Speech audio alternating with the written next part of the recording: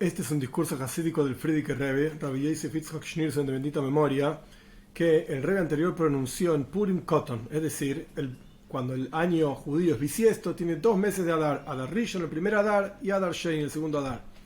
Purim, la fiesta de Purim es en el segundo Adar, el 14 de Adar.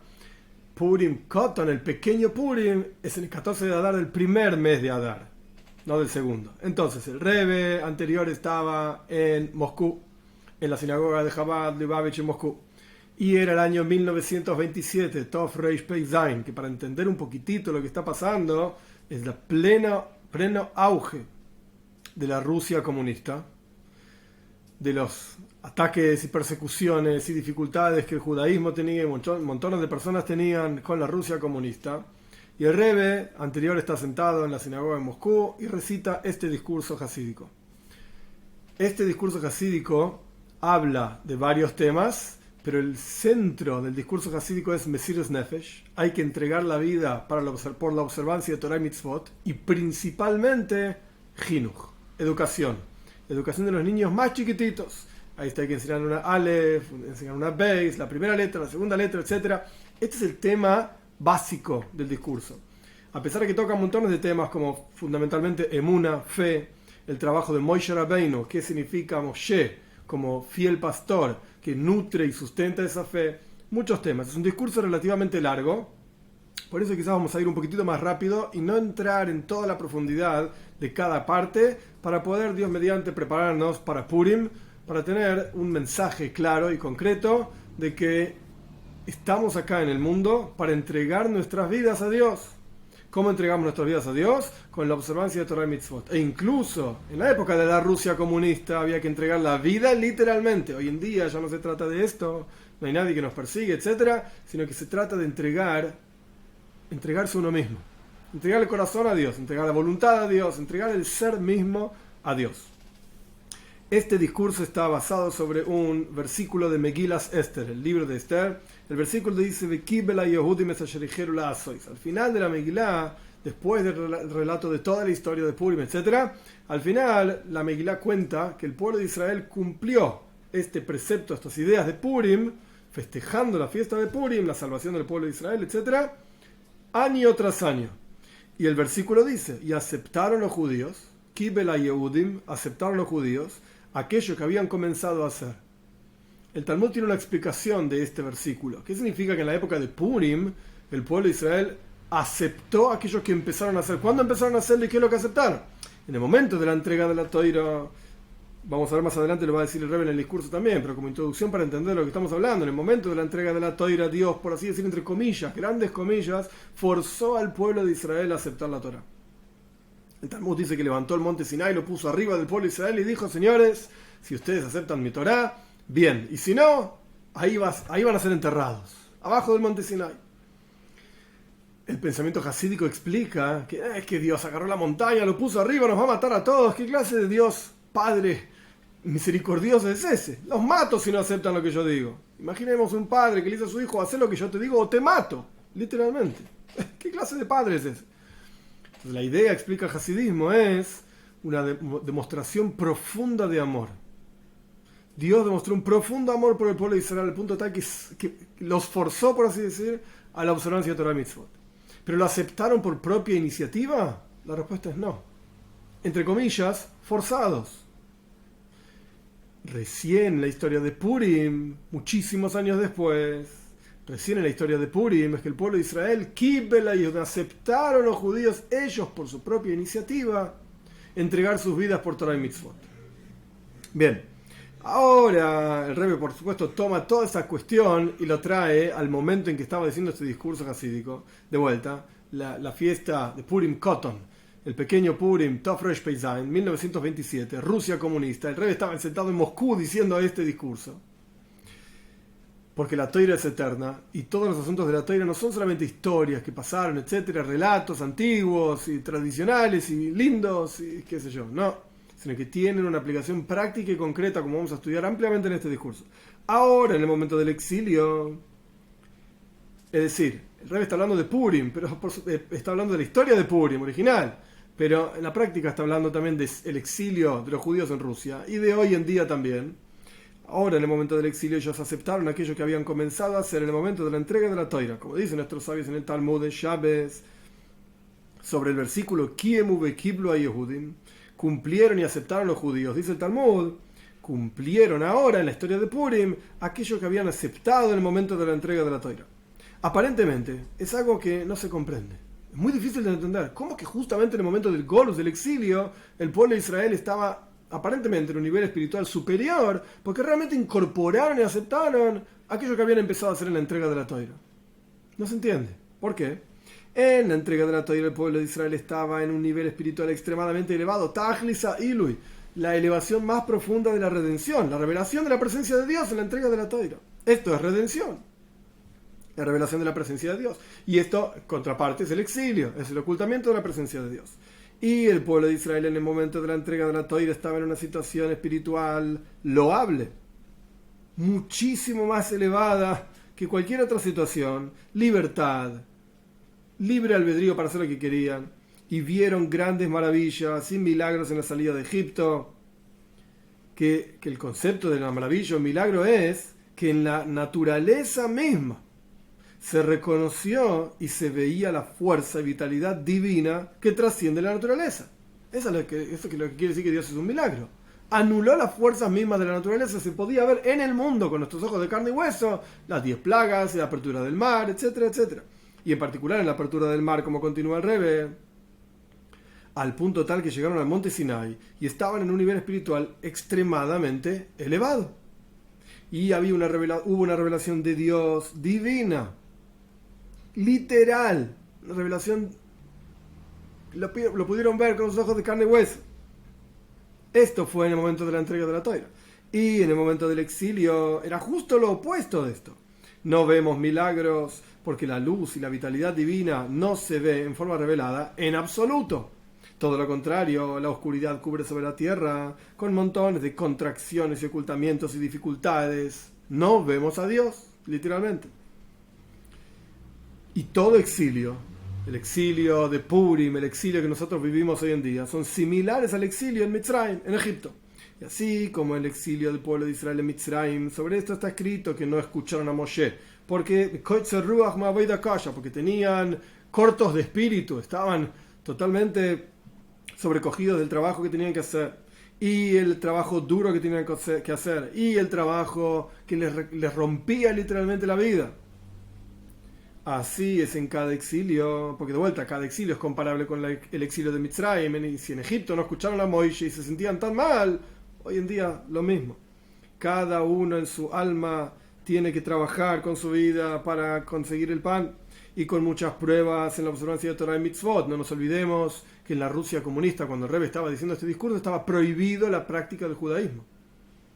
Y una de las cuestiones del judaísmo, por ejemplo, es Shabes, es cumplir el séptimo día, no trabajar, etc. Era muy difícil hacerlo en Rusia. Muy difícil. Te echaban del trabajo en la semana, o en los pocos días que uno empezó un trabajo, sabía que te iban a echar, porque en Shabes había que trabajar.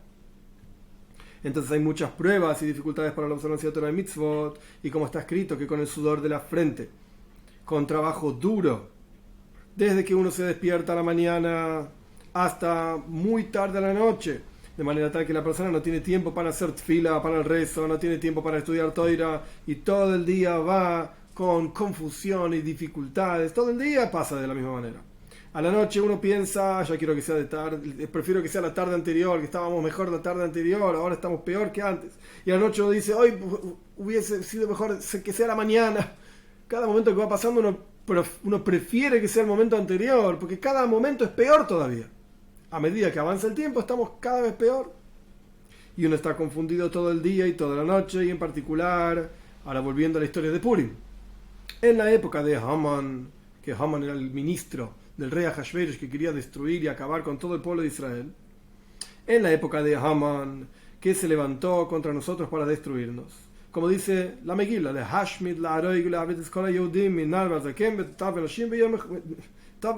no cita todo el versículo.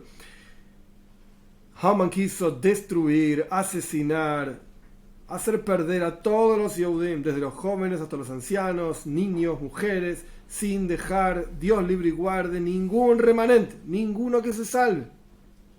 que de hecho fue el decreto contra el pueblo de Israel más grave de toda la historia. Matar a todos los judíos y estaban todos en el mismo lugar, bajo el gobierno de Ahasverosh.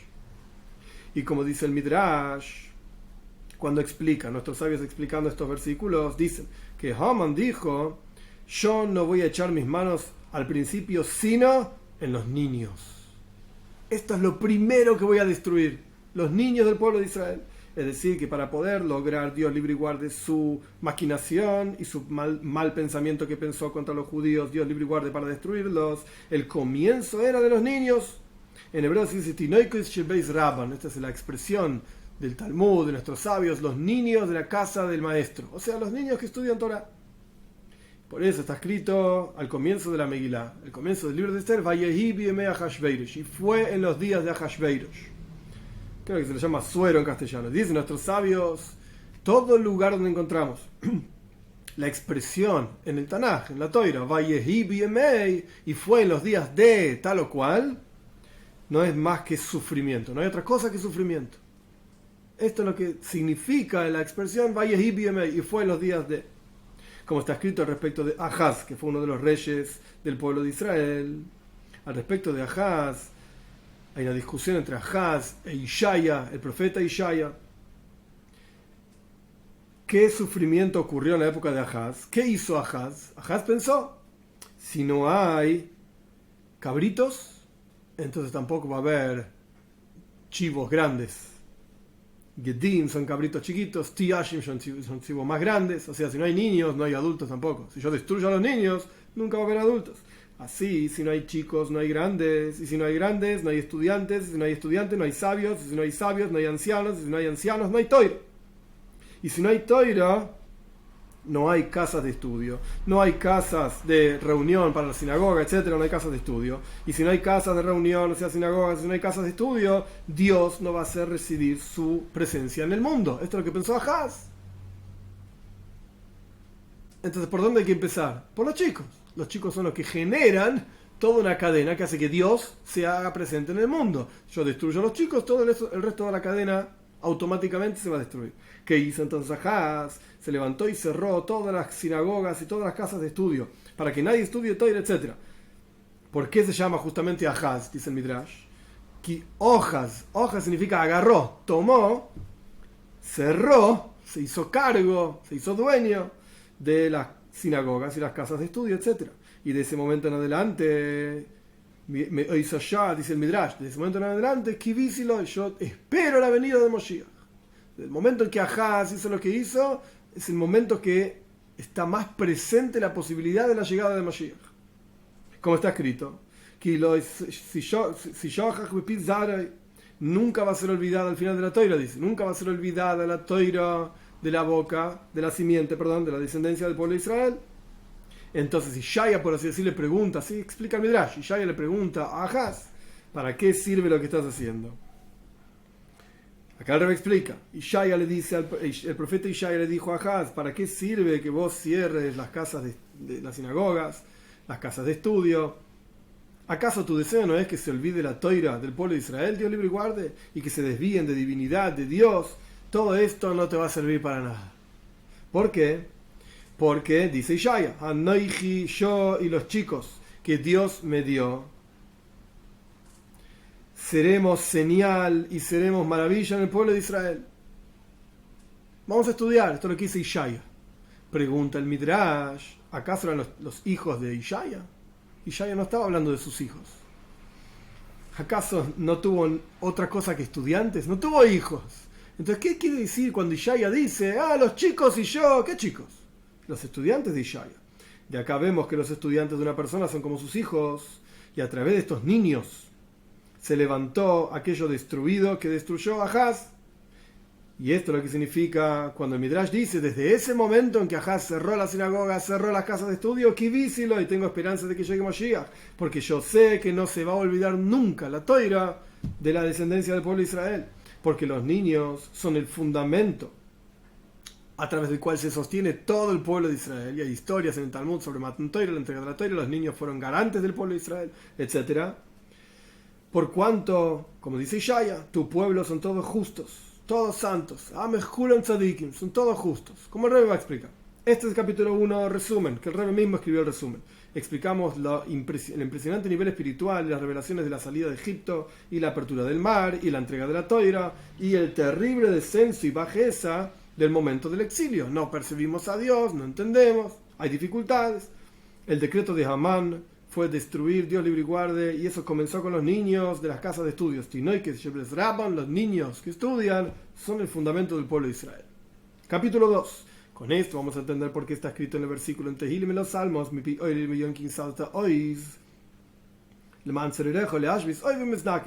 de la boca de lactantes, de bebés y lactantes, fundaste la fuerza, así dice el versículo, para destruir al enemigo y al vengador. Aparentemente, para pelear contra un enemigo, y cuanto más aún contra un vengador, como el Rebbe va a explicar la diferencia, se necesita de gente con mucha fuerza, mucho poder.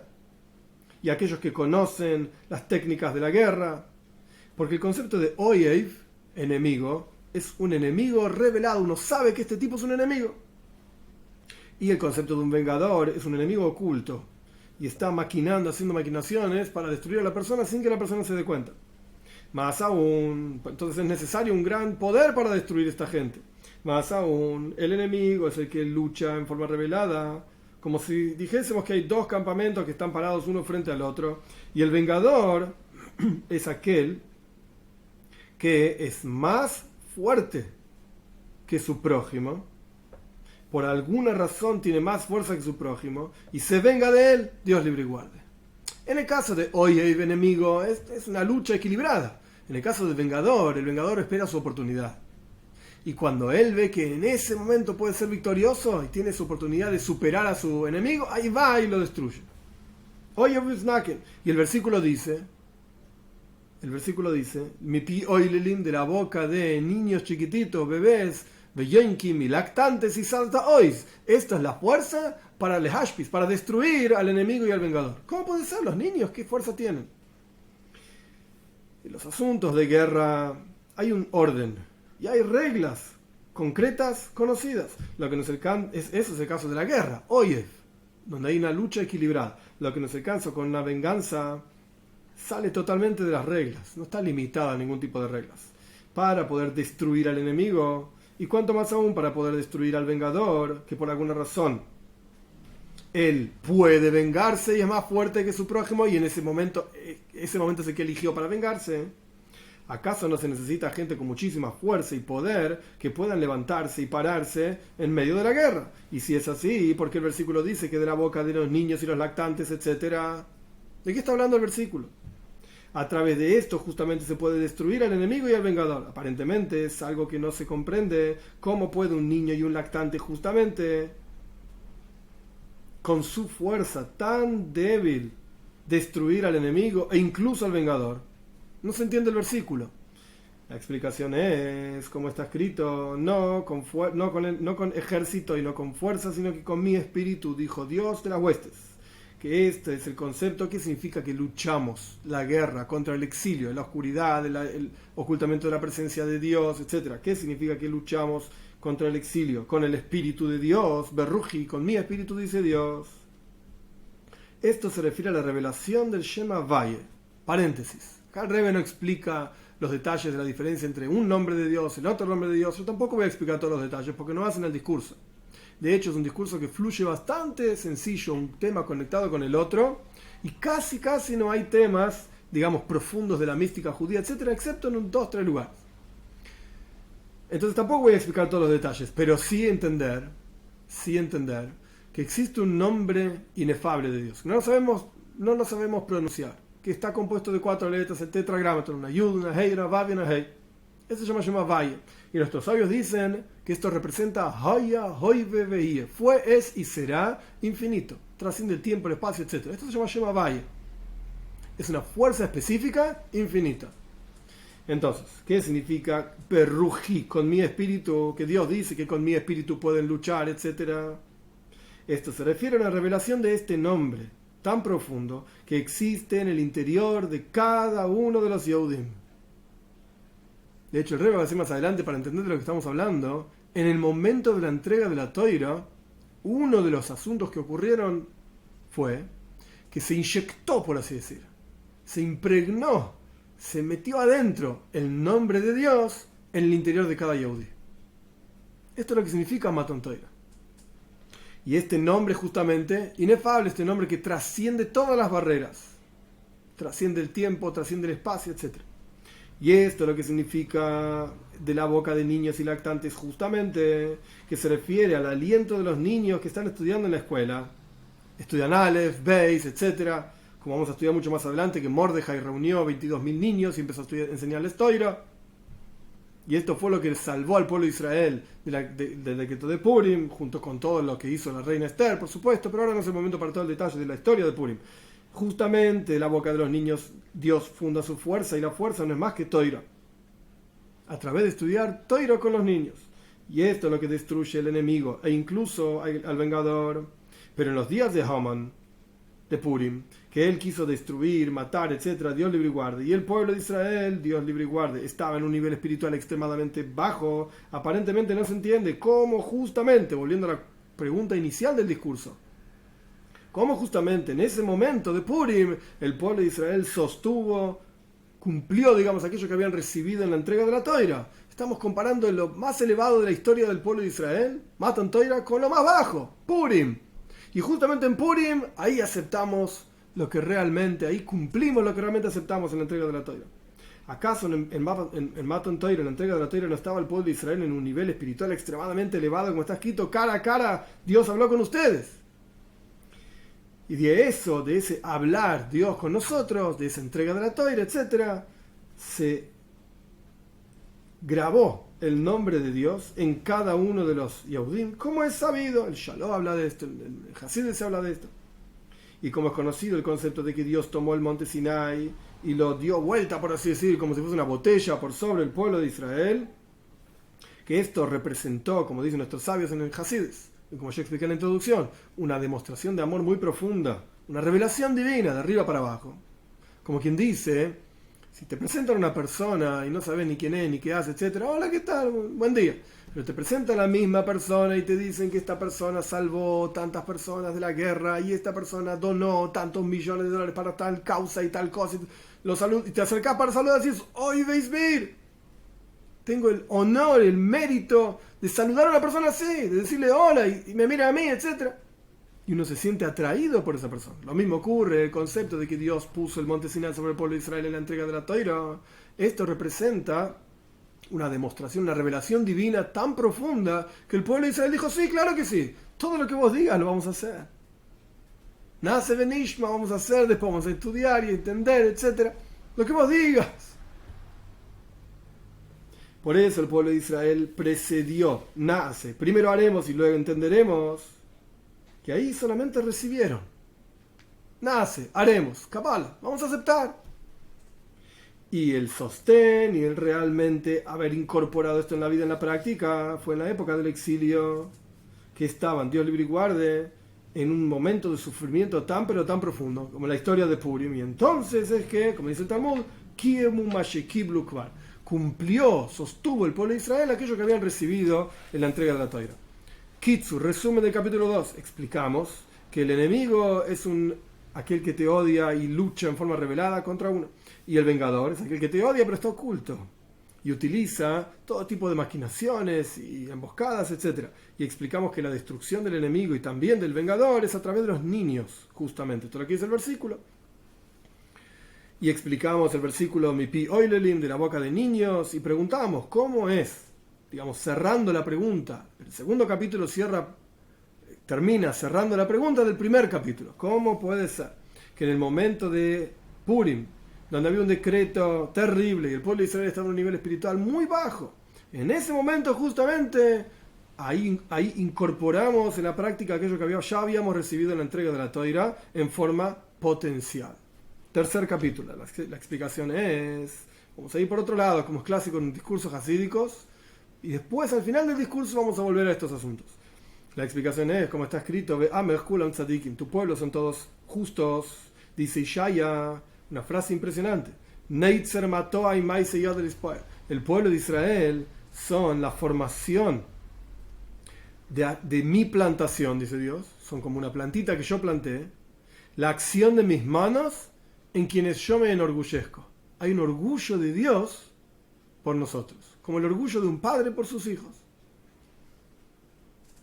Todo el pueblo de Israel, desde la perspectiva de sus almas, más allá de lo que hagan o no hagan, más allá de cómo se comporten, tienen una esencia que es Maisei Yodai, es la acción de las manos de Dios, Leispoer, y él está orgulloso de esa esencia. Automáticamente, de vuelta, Amech Kulan Tzadikim, tu pueblo son todos justos. Todo el pueblo de Israel, desde la perspectiva del alma, el potencial, digamos, que tienen, son todos tzadikim, son todos justos. Y esto es lo que significa el versículo, que tu pueblo son todos justos. Tu pueblo, que son el pueblo de Dios, es decir, de vuelta, que tiene inyectado, impregnado, grabado a fuego el nombre de Dios en el interior, que fueron gestados y nacieron con kedusha, con santidad, con tahara, con pureza, como está explicado en la Toira, etc. Estos son todos tzadikim, son todos justos. Y aparentemente el nivel de tzadik, el nivel de un justo, es un nivel extremadamente elevado. ¿Cómo puede ser que esté en la capacidad, en el potencial de cada uno de los Yehudim llegar a este nivel en la práctica, literalmente? Al punto tal que Dios diga, esta es la formación de mis manos, mi plantación, lo que hicieron mis manos, yo me enorgullezco. Mis hijos y mis nietos que estudian Toira y en particular. ¿Cómo podemos decir una cosa así? Cuando uno abre los ojos ve la realidad a su alrededor. Y no necesariamente somos todos tzadikim. Pero el versículo de Ishaya dice que somos tzadikim. Y que Dios está orgulloso de nosotros. Y en particular en el momento del exilio, que Haman, de vuelta en Purim, se levantó para destruir y matar, etc. Dios libre y guarde. Y entonces el pueblo de Israel estaba con Mesiras Nefesh, con sacrificio absoluto, a tal punto que juntaron congregaciones en público para estudiar Toira con entrega absoluta. Estaba prohibido y sin embargo lo hicieron incluso en forma pública. De vuelta, el contexto. 1927, Moscú, al lado del Kremlin, por así decir. No debe estar ahí al lado, no sé dónde está exacto, pero el punto es, en el medio de la capital de la Unión Soviética, que luchó con fuego y sangre contra el judaísmo, contra Chabad en particular. Ahí el Rebbe está diciendo estas palabras. Como está explicado en el Midrash, ¿qué ocurrió en la época de Purim? Que reunió Mordejai, así se llamaba en la Megilá, Mordejai HaYehudi, Mordejai el judío, que entre paréntesis era de la tribu de Binyamin, Ish Yemini, era de la tribu de Binyamin, se llamaba Yehudi igual. Quiere decir que Yehudi no significa de la tribu de Yehuda, no tiene nada que ver una cosa con la otra. No, Mordejai, y cerramos paréntesis, juntó 22.000 niños, estudiantes, que cuando vino el opresor que los oprimía, Haman, el malvado, no tuvieron miedo en absoluto y dijeron, tanto en la vida como en la muerte estamos unidos a la Toira. Es decir, que aceptaron sobre ellos todo tipo de castigos, con la condición de no separarse de la Toira, con entrega de la vida en forma práctica, concreta, absoluta. Aparentemente no se entiende. En un exilio tan amargo, Dios libre y guarde, que el rey, Ahashverosh, engrandeció, elevó a Amán, al malvado, que era el opresor de todos los Yehudim. Entonces justo tuvieron semejante nivel de Mesiras Nefesh, semejante nivel de sacrificio. Uno podría pensar, estaban en Matan Toira a un nivel espiritual, en la entrega de la Toira a un nivel espiritual increíble. Empezaron a bajar, hasta que llegaron a Purim, donde había un decreto de destrucción absoluta de todo el pueblo de Israel. Justo en ese momento, sacrificio absoluto, entrega total, y estamos por encima incluso de Matan Toira, de la entrega de la Toira. El rey pregunta, ¿cómo puede ser? ¿Qué lógica tiene esto? Y la explicación es, como dice el Midrash, sobre el versículo Ish Yehudi, había un Yehudi que se llamaba Mordejai, y nuestros sabios dicen que este Mordejai y cualquier líder, como vamos a estudiar, en cada generación, son comparables en su generación como Moshe Rabbeinu en su propia generación. El líder de cada generación es el Moshe Rabbeinu de cada generación. Como era Moshe, él se levantó y estuvo ahí en el momento más crítico para el pueblo de Israel, en la historia del becerro de oro, en la historia de los espías, en todas las historias. Moshe Rabbeinu se levantó ahí y actuó, hizo todo lo que tenía que hacer. De la misma manera Mordejai, en su generación, se levantó e hizo lo que tenía que hacer. como Moishe Rabbeinu, cómo fue, enseñó Toira al pueblo de Israel. Mordejai también enseñó Toira al pueblo de Israel. Y a través de esto iluminó en el pueblo de Israel la raíz de sus almas en forma revelada, que ya dijimos que era el Shema Vaye, el nombre de Dios, que trasciende todas las barreras. Fue, es y será, trasciende tiempo, trasciende espacio. Y con esta fuerza el pueblo de Israel se levantó con Mesiras Nefesh, con sacrificio, para observar la Toira y las mitzvahs en la práctica, más allá del decreto que haya contra ellos. Como está escrito, y ahora lo que viene ahora es una serie de versículos con preguntas, y solamente al final del Maimar, del discurso, se van a responder estas preguntas, pero son, por así decir, la explicación de todo lo que planteamos antes. Hay un Moishe Rabbeinu, hay un líder. Cada generación tiene su líder. El Moishe Rabbeinu de su generación fue Moishe. Mordejai fue el Moishe Rabbeinu de su generación. Si me preguntas a mí, yo soy intento ser un Hasid de Hamad. El Rebbe es el Moishe Rabbeinu de nuestra generación, sin ninguna duda.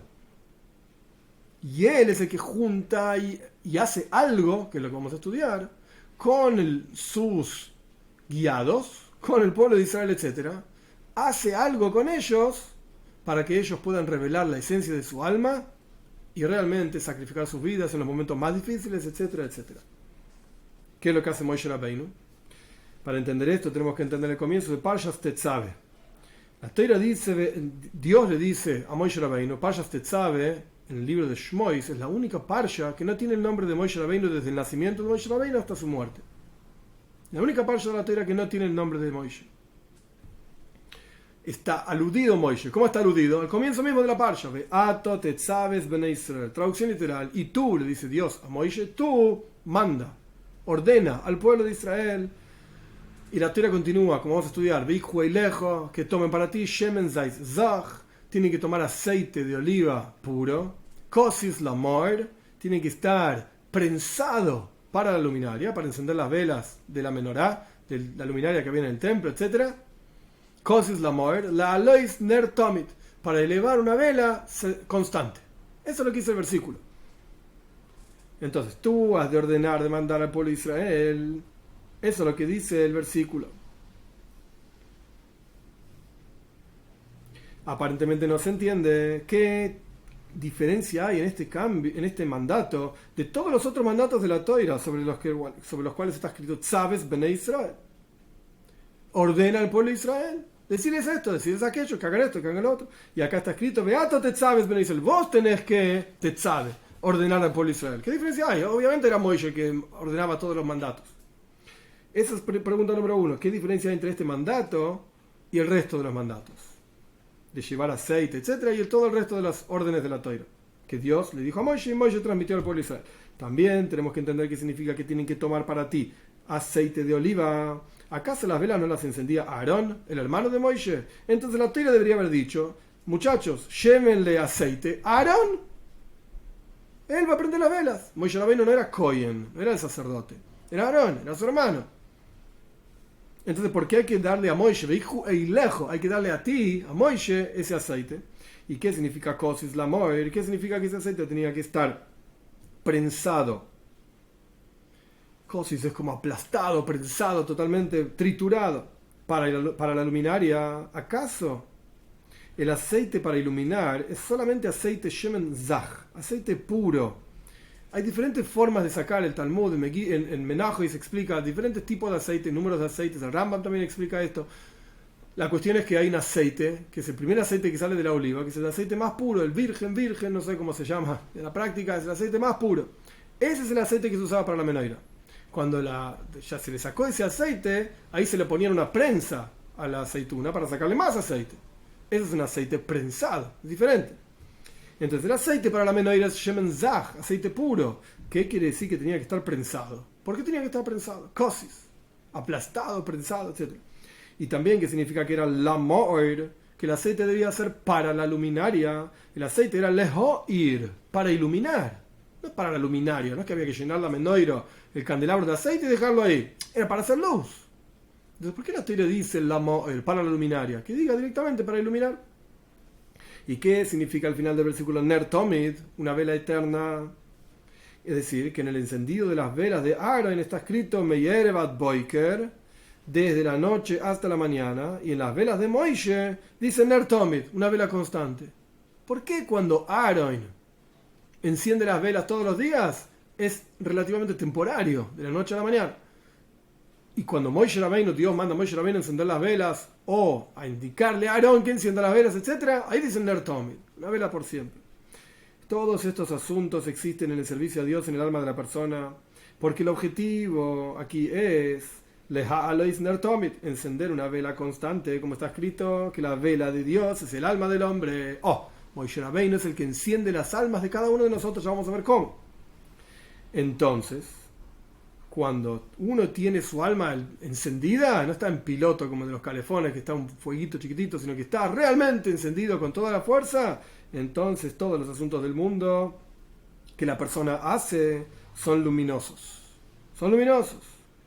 Kitsu, resumen del capítulo 3. Explicamos que en el momento del decreto se reveló en el pueblo de Israel la luz del alma, para levantarse y sostenerse contra todas las pruebas, para cumplir la Torah y las mitzvot, con entrega absoluta a Mesiras Nefesh.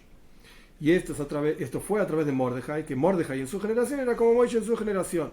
Y explicamos que está escrito al respecto de Moishe y al respecto de Mordejai y cada líder de cada generación. Ata tetzabes bene Israel, tú tienes que mandar al pueblo de Israel, es decir, que le fue dada la fuerza a Moshe Rabbeinu y al Moishe, al líder de cada generación, le kasher, dice el Rebbe, en el resumen interesante, no lo dijo antes, después lo explica ampliamente, pero en el resumen ya lo trae. Le kasher, para unir. La palabra tzivui, tzavta, significa unión. Tzivui quiere decir orden. Beato tetzabe. Y tú le dices, Dios a Moishe, tenés que ordenar. Otra forma de traducirlo es, Dios le dice a Moishe, Beato tetzabe, vos tenés que unir. Moishe es el que une al pueblo de Israel entre ellos, y Moishe es el que une al pueblo de Israel con Dios. Como vamos a estudiar eso ampliamente en este discurso. Por eso es que Dios le dice a Moishe, esta es la diferencia que hay entre este mandato y todo el resto de los otros mandatos. Para que la luz del alma esté constantemente encendida, Ner Tomid, tiene que haber Atotetzabe, tiene que haber un Moishe que una y nutra esa vela interior en el interior de cada uno de nosotros, valga la redundancia, para vincularnos con Dios. Entonces, en las palabras del Rebbe, tú tienes que ordenar, léase, unir. A Moishe Rabbeinu le fue dada la fuerza para unir al pueblo de Israel a Dios, para que haya una vela constante. Capítulo 4. Y esto es lo que significa Beato Tetzabe. Y tú has de ordenar. Tzivui, la palabra tzivui viene también de la palabra tzavta. La misma raíz, en hebreo cada palabra tiene una raíz que significa unión, que es el concepto de kesher, iskashrus, unión. Y como dicen nuestros sabios en el Zohar, Ispashtusa de Moishe Beholdar, hay una proyección de Moishe Rabbeinu en cada generación, y esto lo que significa que él tiene que unir al pueblo de Israel. Cuando tú, Moishe, unas al pueblo de Israel, entonces van a llevarte a ti Shemen Zais, aceite de oliva. Sea lo que fuera que quiere decir, va a ser explicado más adelante. Es decir, Moishe Rabbeinu, a través del trabajo de unir al pueblo de Israel entre ellos y unirlos con Dios, el pueblo de Israel le lleva a Moishe aceite puro. Las almas del pueblo de Israel, a través de su servicio a Dios en Torah y Mitzvahs, agregan una revelación de luz divina en Moishe mismo. Y entonces hay una vela constante. Esa es la traducción del versículo desde la perspectiva más profunda hasídica. Hay un trabajo de Moishe en nutrir las almas del pueblo de Israel. Y hay algo que Moishe gana, por así decir, gana de esto a través de que el pueblo de Israel es unido a Dios. Para entender todo esto, es sabido que Moishe Rabbeinu se llama Raya Mehemna en el Zohar, en los Midrashim, el pastor fiel. Raya es roye, pastor, Mehemna, Hemuna, fe, fiel pastor. Que Moishe Rabbeinu es el fiel pastor. ¿Y por qué es un fiel pastor? No porque sea un buen tipo y es fiel a Dios, dijo que iba a hacer una cosa y lo cumplió, es fiel. No. Raya Mehemna, desde una perspectiva mucho más profunda, leamos diferente. Pastor de Emuna. Moishe Rabbeinu es el pastor y el que sustenta al pueblo de Israel en términos de fe. No de fiel, fe. Mehemna en arameo, Emuna. Mehemnusa es Emuna, fe. Moishe Rabbeinu alimenta la fe del pueblo de Israel. Esto es lo que va a explicar el Rebbe ampliamente en este discurso. Lo que nosotros decimos que todo el pueblo de Israel somos ma'aminim, bnei ma'aminim, somos creyentes, hijos de creyentes, con fe completa en Dios y con sacrificio en la práctica. ¿Por qué es así?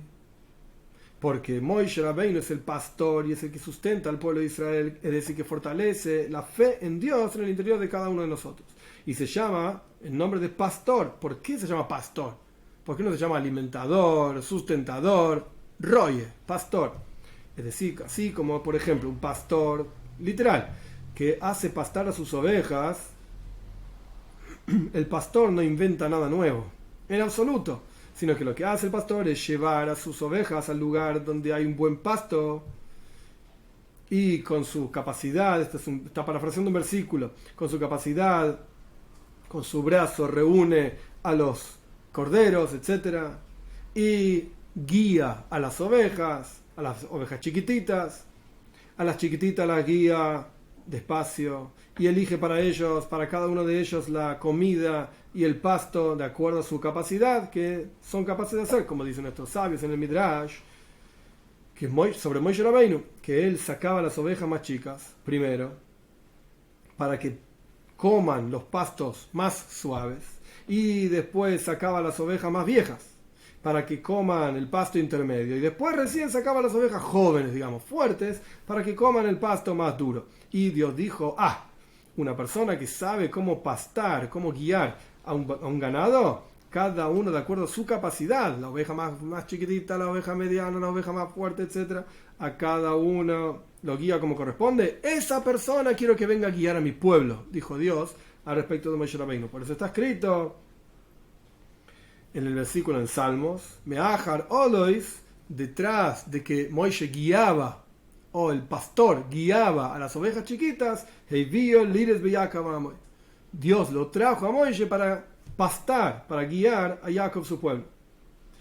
Y esto, de que Moishe Rabbeinu, por esto Moishe Rabbeinu se llama Raya Mehemna, un pastor fiel, pero no le llamamos pastor fiel, un pastor de emuna, de fe. Él es el pastor fiel que fortalece la fe del pueblo de Israel en Dios.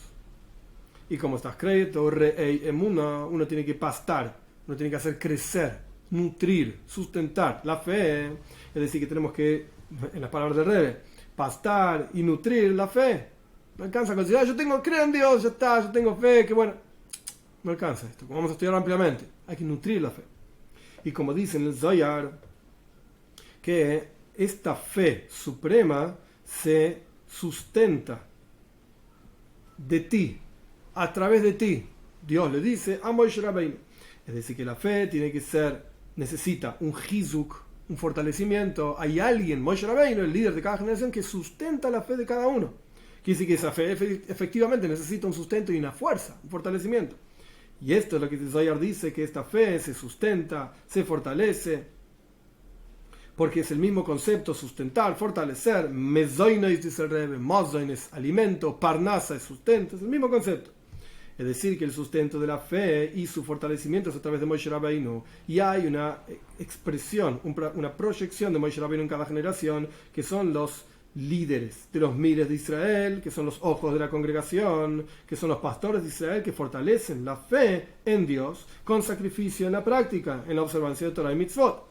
Para explicar este asunto, el pueblo de Israel se llama Ma'aminim, Bnei Ma'aminim, creyentes, hijos de creyentes, como está escrito, Vaya Amena Am. Cuando Moishe Rabbeinu fue a contarle al pueblo de Israel que Dios los iba a sacar de Egipto, y dijo que Dios se encontró con él, y Dios dijo, Pokadati, recordé lo que le está pasando a mi pueblo, etc. La Torah dice, Vaya Amena Am. Ellos creyeron, tuvieron emuna, fe. Y está escrito, Vaya Aminu Va'avaye. Creyeron en Dios, en la apertura del mar, juncos. Y esto es que somos creyentes. Y somos hijos de creyentes porque somos hijos de Abraham Avinu, que se llama Emuna. Uno de los nombres que la Toira le da a Abraham es Emuna, fe.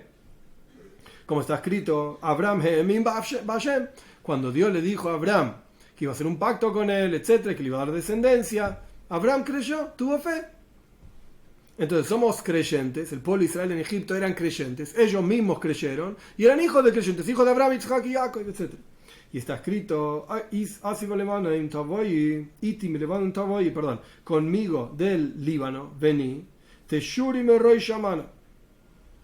voy a hacer un regalo, por así decir, desde el comienzo de la fe. Y esto se refiere a Abraham, que también se llama Emuna, Roish Lamaminim, Reish Amana, es el comienzo de los creyentes. Porque Abraham vino, la paz sea sobre él, fue el primero que abrió el canal de fe con sacrificio. Había otros que tenían fe también. Noach tenía sacrificios, Mesushelach tenía sacrificios, muchos personajes en la Torá eran tzadikim. Pero Abraham es el primero que sacrificó su vida, entregó su vida por su fe. Y heredó, o legó, digamos, legó para la posteridad la fe para sus hijos después de él.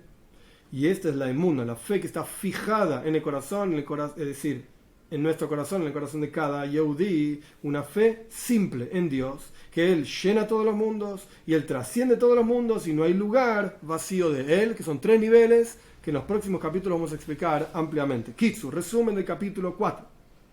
Explicamos que Moishe Rabbeinu es un pastor fiel y hay una proyección de Moishe en cada generación, que son los líderes de cada generación que fortalecen al pueblo de Israel en su fe en Dios. ¿Fe en qué? Que Dios llena todos los mundos y Dios trasciende todos los mundos. Interesante, en el texto interior trajo 3 niveles. Dios llena los mundos, trasciende los mundos y no hay espacio fuera de Él. No hay nada, no hay espacio vacío de Él. En el resumen trajo 2 niveles nada más y en la práctica en los próximos capítulos explica esos 2 niveles. Pero son 3 niveles en realidad y esto Dios mediante lo vamos a explicar más adelante en las próximas clases.